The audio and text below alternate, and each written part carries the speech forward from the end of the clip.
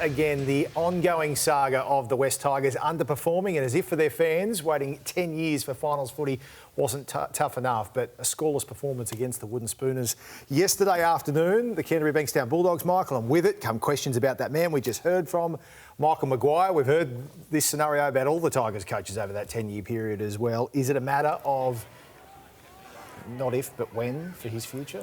Well, the drums have been beaten for a while now, and a performance like that does little to pacify people at the club. And there are people at the club who believe Michael Maguire should be moved on. And in saying that, there are people there who believe that what they are doing there under Michael Maguire is right. Now, that's for the club to determine. They've undertaken an internal review at the moment. They've spoken to all the players and staff at the club, and they're going to decide in the next week or two whether to continue with Michael Maguire or move in a different direction.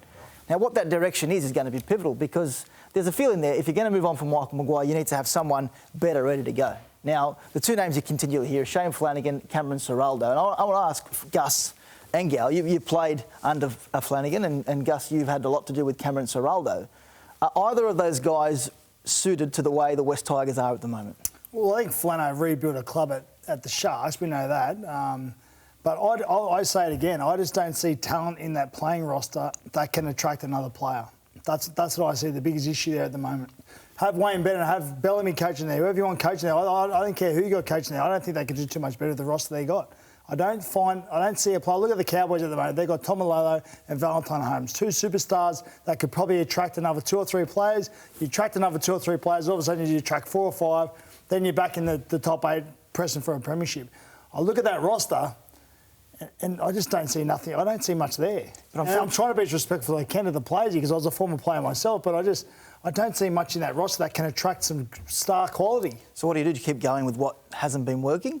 Well, something's got to change at some stage, and I think Madge Maguire, he has put that roster together. So I think now he has put that roster together as of this year. So I think I wouldn't sack him. I'd give him 1 more year. Me personally, and if he can't do it next year, then you've got to start asking questions. But I look at guys like Flano. Flano will be a good person to go in there, I know. But young Ciraldo, does he want to walk into that? I'm not too sure he does. I'll be staying at the Penrith Panthers on big money and quality side.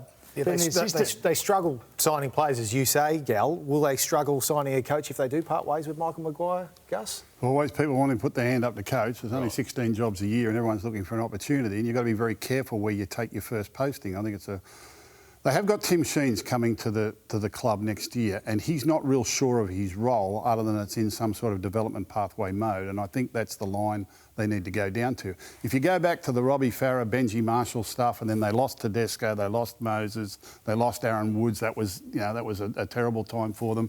Then they went out with a string of sort of quick fix purchases which didn't work out and got them into salary cap trouble. They've been trying to recover from that. So how did they recover from that? They did it again. And they just haven't built a team. That doesn't look like a semi-final team to me, nor did I ever expect them to make the semi-finals. And there's always a lot of media around the Tigers. They can't keep out of the media for some reason. So they've actually managed themselves poorly for the best part of a decade. And they keep wondering why they keep getting these disappointments at the back end of the year. That's not the coach. That's not the coach. No, that's the club. A club. So the club want to sack the coach, but they've been a part of it. So head coach, they've got to have a whole look. They've got to have a look at their whole system and what's going on there. A head coach has tried to get short-term results out of a long-term plan. The only problem here, they've had no long-term plan. There's been no long-term plan. Everything is quick fix, short. Go out and buy blokes, buy mates, buy whatever they can buy to try and fill it up. And if you were a marquee player in the game, would you go to the West Tigers? But Michael Maguire's argument is the opposite, that he's actually saying that he's playing the long game and not looking for short-term solutions. However, we're 3 years into this supposed rebuild now. Yeah, well, if they're playing the long game, they're taking a while to get started because it's still a 10-year job.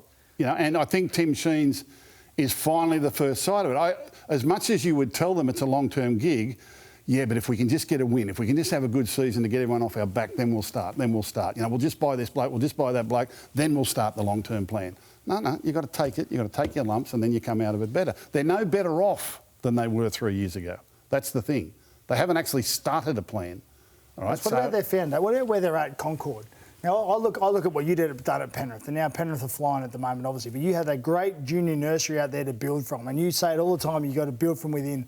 They've got Campbelltown out there, nothing going on out there. A huge junior nursery out there. Wouldn't they be better off moving to Campbelltown? Building a great facility out there so kids out there in Campbelltown have got something to strive for? Rather than being a Concord, how much junior footy's played at Concord? Yeah, I don't understand the base at Concord for me, for the future of the West Tigers, but that's just me. You know. I agree. And even too, when we talk about even what happened at Panthers and all that sort of thing, and the academy and all the junior league and a big junior league. Panthers, we had to recruit outside our junior league. All the answers weren't in the junior league. We gave every junior league player an opportunity to play for the Panthers, and we developed them through. You know, but Asai Yo's and James Fisher-Harris's and Matt Burton's and Crichton's and all these fellas, they all came from outside. You know, not Crichton, Staines. They all came from outside. Corey Harawira-Naira's and these players, they all came from New Zealand or New South Wales country, where we expanded out into there. But they got the junior league right. Every kid that was in the junior league, they got and they kept and they held, and they're still playing there. And West Tigers haven't even done that.